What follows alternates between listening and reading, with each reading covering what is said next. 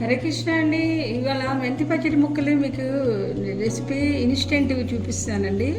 ఇవి ఎక్కువ రోజులైతే ఉండవు, ఒక 4-5 రోజులు లేదా వారం రోజులు ఉంటాయి.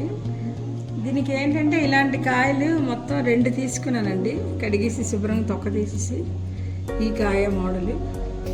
కరటికాయలు అయితే ఇంకా బాగుంటాయి. ఇవి ఇలా చిన్న చిన్న ముక్కలు తరిగించుకున్న తర్వాత వీటిని ఒక గిన్నెలో వేసేసుకొని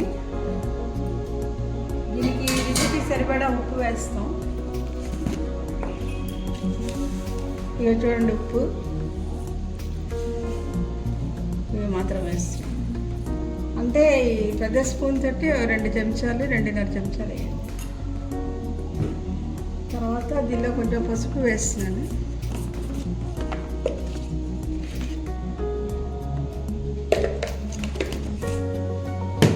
పసుపు వేసిన తర్వాత కారం,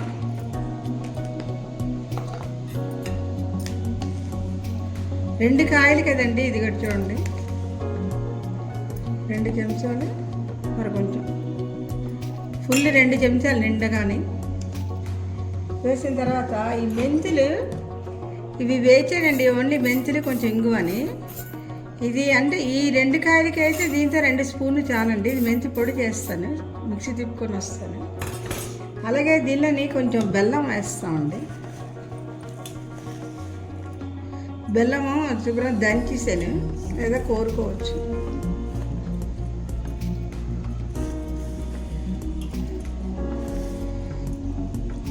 ఇవి పొడి చేసి కొంచెం నూనె మరిగించేసి ఇందులో కలిపిస్తే అంతేనండి.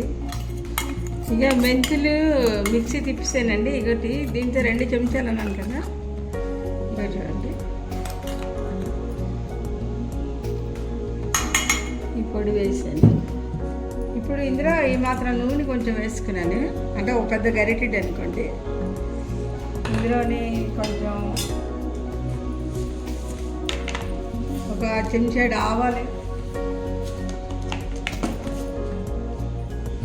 అలాగే 4 ఎండుమిరపకాయలు,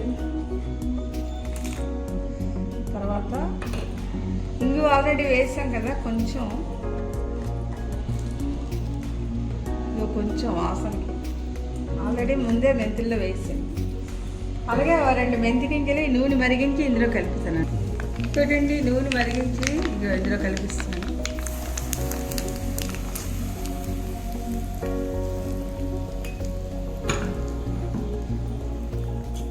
అంతేనండి, ఇన్స్టెంట్ మెంతి పచ్చడి ముక్కలు మామిడికాయతోటి రెడీ అండి.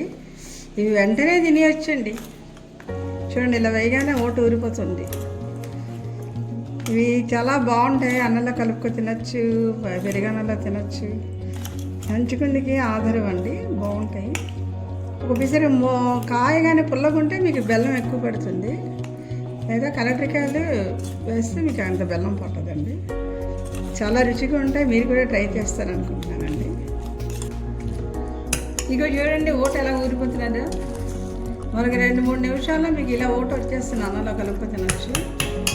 అంతేనండి, ఇన్స్టెంట్ మెంతి పచ్చడి ముక్కలు బెల్లం వేసి రెడీ అండి. గుమగుమలాడితే మీరు కూడా ట్రై చేస్తారండి. కామెంట్ బాక్స్లో పెట్టండి. హరే కృష్ణ. సబ్స్క్రైబ్ కూడా చేయండి.